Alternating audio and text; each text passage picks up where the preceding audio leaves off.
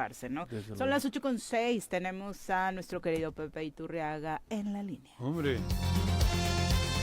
Repasando el pasado, con el maestro José Iturriaga de la Fuente en el Choro Matutino.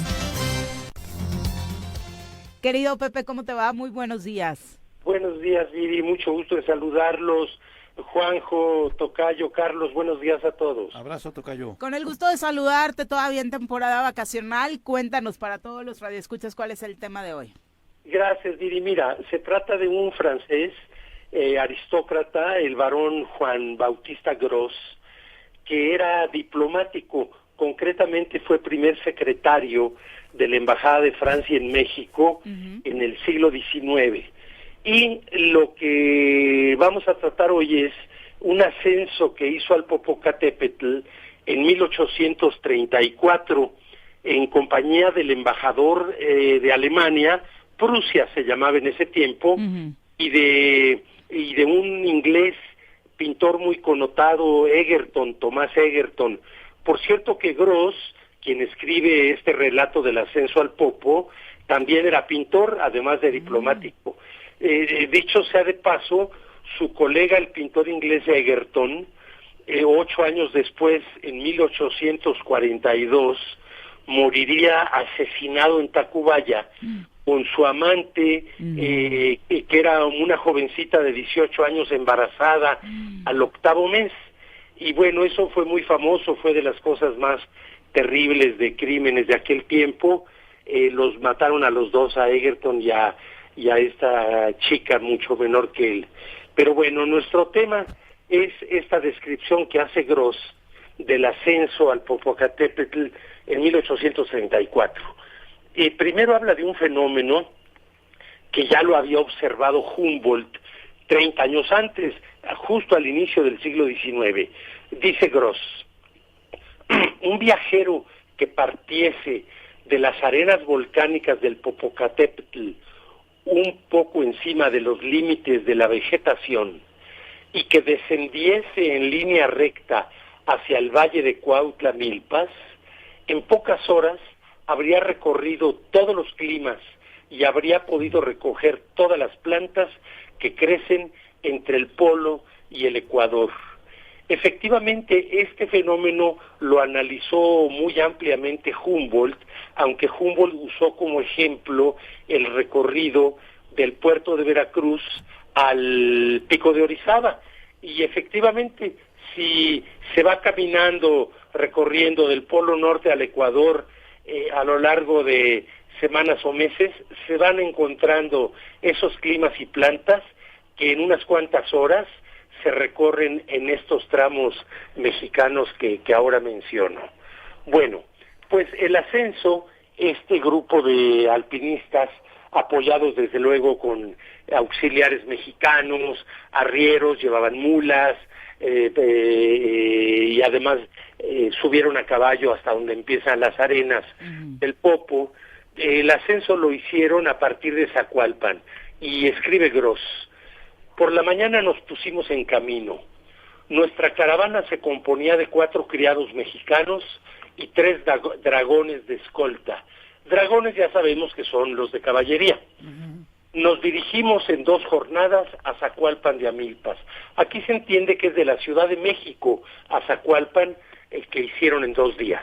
Okay. Nuestro proyecto era acampar en Zacualpan hasta el momento que nos pareciese favorable para intentar la ascensión. Bueno, finalmente un día les pareció que había el clima adecuado, hicieron el ascenso. Y es muy interesante esto que dice aquí Gros. Nos era fuerza detenernos de 15 en 15 pasos para recuperar el aliento. Un frasco de agua azucarada era de gran utilidad, porque obligado a respirar con la boca abierta, mi garganta se resecaba al punto de dolerme, y unas gotas de agua, bebidas cada 5 minutos, impedían que ese dolor se volviese insoportable. Caminábamos en zigzag y de lado. La pendiente era tan rápida que habría sido difícil y peligroso subirla en línea recta. Bueno, no hemos dicho, pero hay que recordar que el Popocatépetl está dividido entre 3 estados, Morelos, Puebla y el Estado de México. Es como un pastel redondo y con estas tres grandes rebanadas. El vértice donde se unen los tres estados es la cúspide del Popocatépetl, pero es una cúspide virtual, porque el Popocatépetl lo que tiene en la punta no es una cima, sino un cráter. Entonces la cima es pues los labios alrededor de todo ese cráter más o menos redondo. Pero curiosamente el límite entre nuestros tres estados estaría entonces en medio del cráter en el aire. Este fenómeno no es muy conocido. Este otro fenómeno para los que no han hecho alta montaña. Escribe Gross: era necesario gritar muy fuerte para hacerse oír a 20 pasos de distancia. El aire era tan ralo a esta altura que inútilmente traté de silbar. Y el señor Egerton pasó los mayores trabajos del mundo para arrancar unas cuantas notas a la corneta que trajo consigo. Bueno, comprobamos que el vehículo de las ondas sonoras es el aire, y si no hay aire o es muy ralo, poco denso, bueno, esas ondas sonoras también pierden fuerza. Y seguramente recuerdan muchos de ustedes, Hernán Cortés en sus cartas de relación relata, y también lo dice Bernal Díaz del Castillo, cuando Diego de Ordaz subió al Popocatépetl por órdenes de Cortés para bajar azufre, para fabricar pólvora. Entonces, bueno, lo que dice Cortés y lo que dice Bernal es que llegó al cráter Diego de Ordaz para sacar la pólvora, el azufre. Y efectivamente bajó azufre y fabricaron pólvora. Lo que no es nada probable es que con la vestimenta que usaban en el siglo XVI haya llegado hasta el cráter, porque el Popocatépetl tiene chimeneas laterales al exterior del cráter donde también se acumula el azufre. Entonces lo más probable es que allí es donde haya recogido el azufre, y esto mismo coincide Gross cuando dice: creo que si Diego de Ordaz recogió azufre en el Popocatépetl, ello no pudo ser sino un poco arriba de las arenas volcánicas y no dentro del cráter. Le exageraron en las cartas de relación muchos datos, ¿verdad?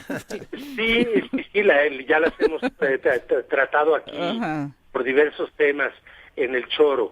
Y bueno, pero agrega Gross algo donde ya se equivoca. Dice Gross: sería imposible descender 200 pies en el abismo del cráter sin sucumbir a la asfixia por los vapores sulfurosos que lo llenan. Y digo que se equivoca porque después de Gross, hacia mediados del siglo XIX, se desarrolló un insólito oficio que se llamaban los volcaneros. Estos volcaneros eran campesinos de las faldas del Popo que subían hasta los labios del cráter y con cuerdas descendían al cráter para sacar azufre, y era muy buen negocio, vendían el azufre. Hasta principios del siglo XX todavía operaban los volcaneros, habían instalado una polea en el labio del cráter, con cables extraían ese elemento indispensable no solo para la pólvora, sino para muchas otras cosas, de fertilizantes, entre otras.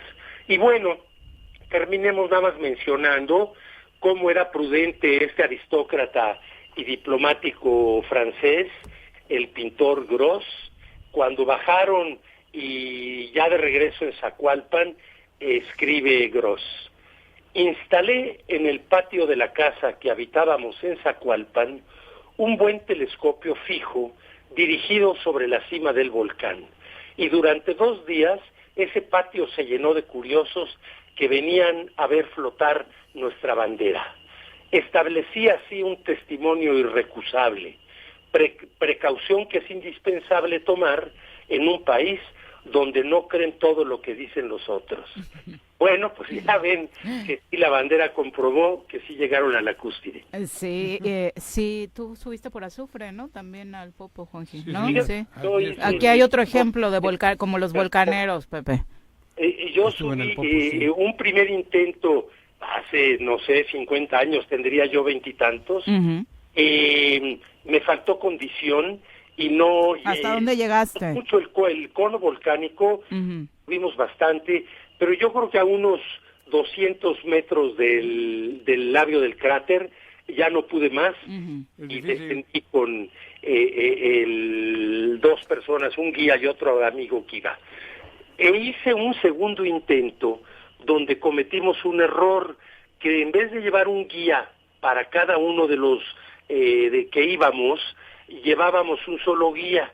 Entonces yo llevaba muy buena condición física, hubiera llegado perfectamente hasta arriba, pero una amiga que iba, le faltó condición a ella. ¿Le dio el mal de montaña?